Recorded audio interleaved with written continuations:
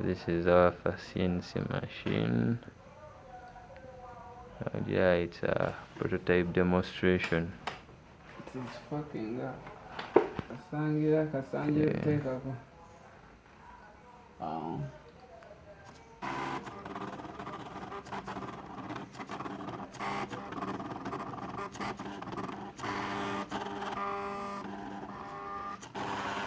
Yeah, egezezaako